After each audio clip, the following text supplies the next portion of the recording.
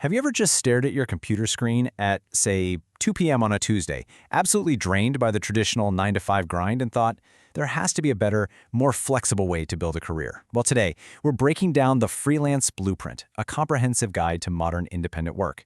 We're going to take the core concepts of how modern independent work actually functions and lay them all out for you. Think of this explainer as your exact blueprint for mastering the gig economy. It's essentially your escape hatch from the cubicle.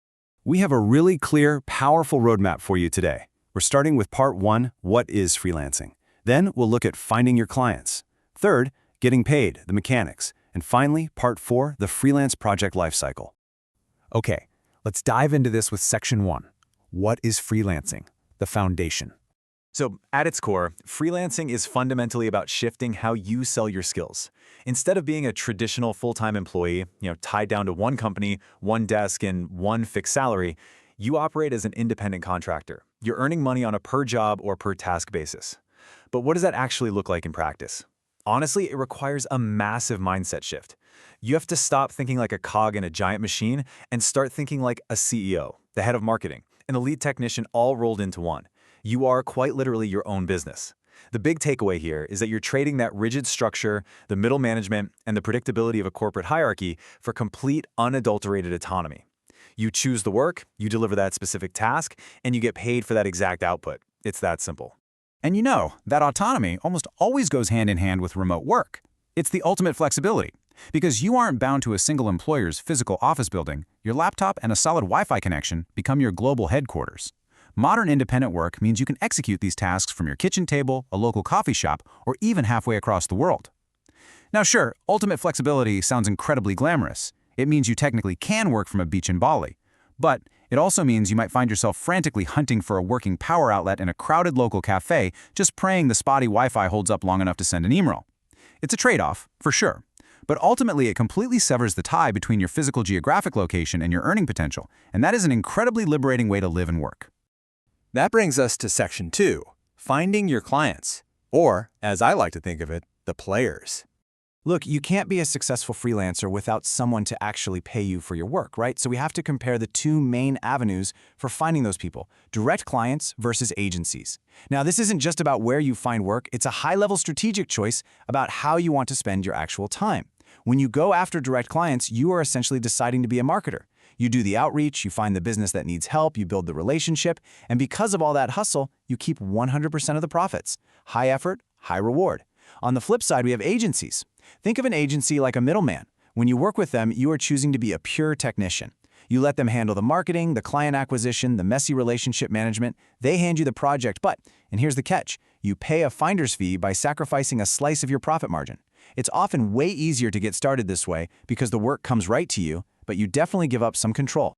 But regardless of whether you use an agency or find direct clients yourself, your ultimate goal should absolutely be the stability of long-term contracts. The freelance ecosystem can be notoriously unpredictable. Anyone who has done this for more than, say, a few months knows the emotional roller coaster of the feast or famine cycle. 1 month you're so swamped with work you're literally turning down sleep, and the next month? Crickets. Nothing, and you start wondering if you need to update your resume and crawl back to a cubicle. It's incredibly stressful. That is exactly why securing long-term contracts, like a 6-month retainer for ongoing monthly work, is the holy grail of freelancing.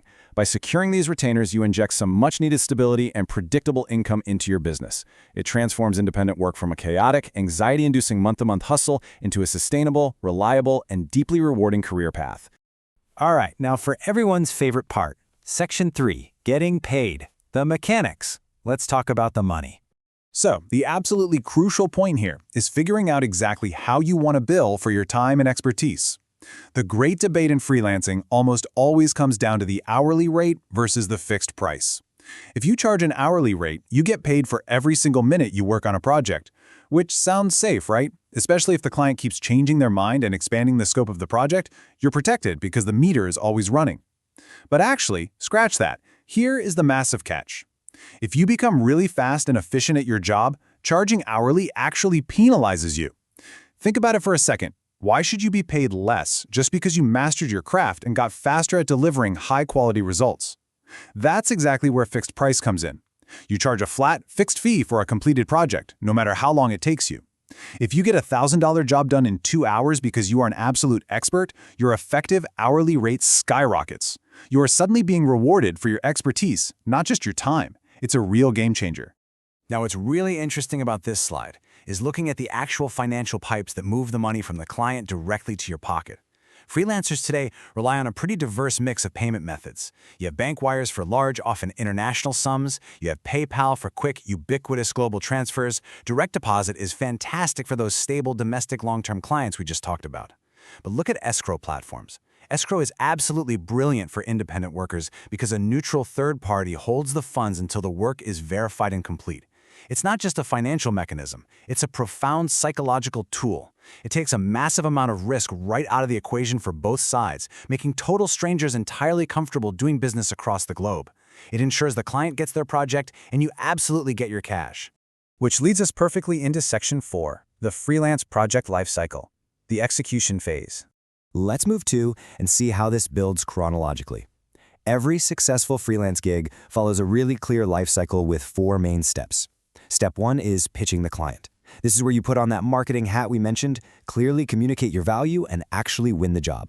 Then comes Step 2, signing the contract. Now listen closely to me here. Skipping this step out of pure eagerness to just get started is the #1 rookie mistake that leads to unpaid invoices. Never, ever skip this. A solid contract locks in the expectations, the scope of the work, and whether you're using that hourly or fixed pricing we just evaluated.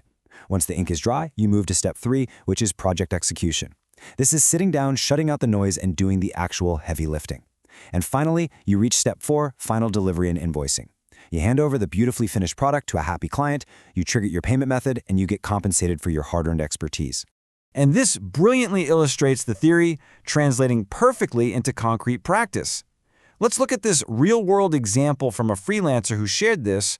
I pitched the website redesign, negotiated a fixed-price contract, built the site remotely from Bali, and got paid via wire transfer upon final delivery. In just that one sentence, we see the absolute culmination of everything we've talked about today. It's all there. We see the initial pitch, winning the client. We see the fixed-price mechanics, maximizing earning potential rather than penalizing efficiency. We see the ultimate flexibility of remote work playing out in real time from a beach in Bali. And we see the final delivery backed by a secure wire transfer. It's the entire project lifecycle seamlessly executed from start to finish. Just awesome. Which brings us to the end of our explainer today. We've walked through the mindset foundation of independent work, how to navigate the key players like direct clients and agencies, the actual mechanics of getting paid safely and smartly, and the exact chronological steps of the project lifecycle. The knowledge is now entirely in your hands. So, the only question left is this. Are you going to keep building someone else's dream on a fixed salary? Or are you ready to build your own? Now it's up to you to take control of your career and step confidently into the modern gig economy. Thank you so much for joining me on this explainer, and I'll catch you on the next one.